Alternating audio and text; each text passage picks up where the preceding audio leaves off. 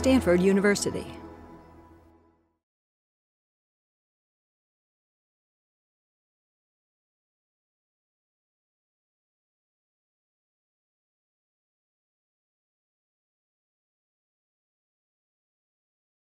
Next we have Jens Pohlmann, who is going to talk to us about performing authorship literature between the public sphere and public relations. Okay. Oops.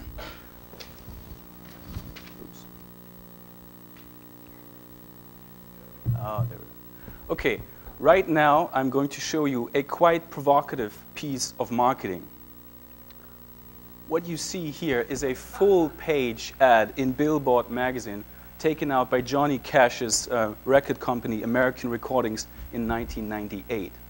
This picture of Cash's very explicit gesture originates from his 1969 performance at St. Quentin, but is here being deployed to recapture his outlaw identity for a new and younger generation.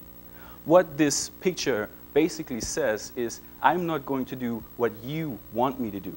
I'm not going to write, sing, or perform like you, the photographer, or you, the media, and in the end, you, the audience, want me to be.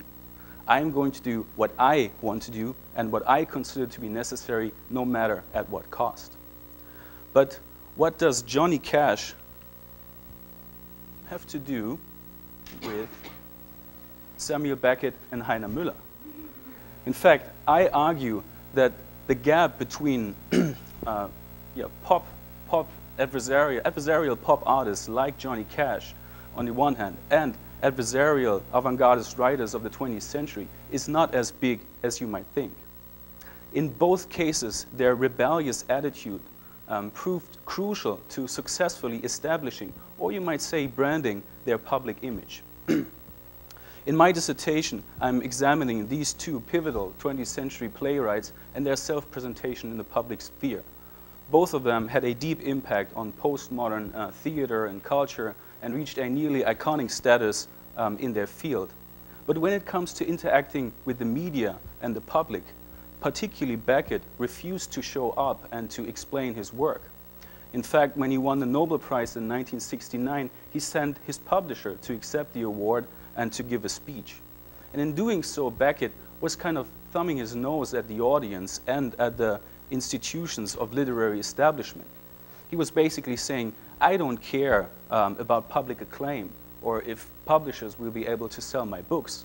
What I solely do care about is my art and the expression of my thoughts. But here's the point. So if Beckett and Müller truly didn't care for or didn't care about the distribution of their works or the reception of their works, then how did they become cultural icons?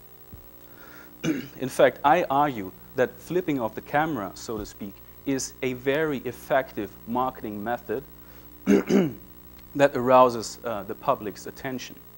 So you could say that Beckett's performance of absence, of not showing up at the Nobel Prize Award ceremony, that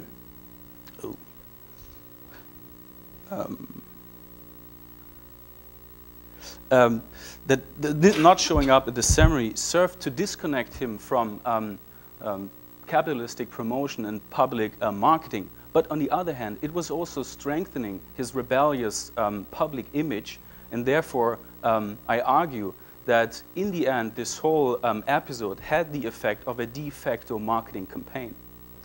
And in my project, I therefore analyze how these two controversial authors deal with the paradoxical situation of publicly refusing to engage with the procedures of marketing and promotion on the one hand, but engaging with very effective forms of self-promotion through the media on the other. Thanks a lot.